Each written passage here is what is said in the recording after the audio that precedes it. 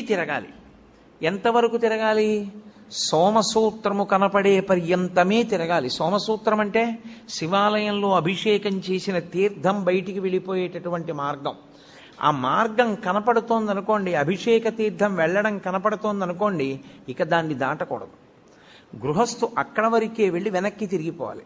ఎక్కడ వరకు మళ్ళీ వెనక్కి తిరగాలి అంటే చండీశ్వర స్థానం వరకు తిరగాలి.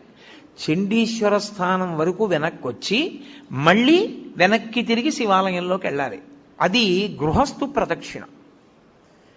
బ్రహ్మచారి అయితే, ఇప్పుడు నేను నా కొడుకు కలిసి శివాలయంలోకి వెళ్ళాము, సోమసూత్రం పైకుంది, నేను ఈ గుళ్ళోకే వచ్చాను అనుకోండి, కాసేపు తూర్పుముఖంగా ఉన్న ఆలయానికి నమస్కారం చేసి ఎడంవైపు నుంచి వెళ్ళి ఎడమవైపు నుంచి నేను గుడికి ఇలా తిరిగాను. ఎడంవైపుకి గుడి ఎటుంటుంది? నా కుడి భుజం వేపుకుంటుంది. అంటే పూజనీయమైనవి కుడి భుజం వేపుకి ఉంచి ప్రయాణం ప్రారంభిస్తే ప్రదక్షిణం చేశాడంటారు. కుడి భుజం వేపుకుంచి తిరుగుతున్నాను. చండీశ్వరుడి సోమసూత్రం వరకు వచ్చాను.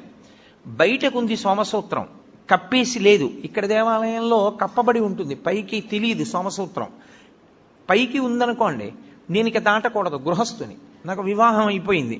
అప్పుడు నేను వెనక్కి వెళ్ళిపోవాలి. వెనక్కి వెళ్ళి మళ్ళీ తిరిగి చండీశ్వర స్థానం దగ్గరికి రావాలి. నా కొడుకు, వాడు బ్రహ్మచారి, వాడికి పెళ్ళి అవ్వలేదు ఇంకా, వాడు సోమసూత్రం దాటచ్చు.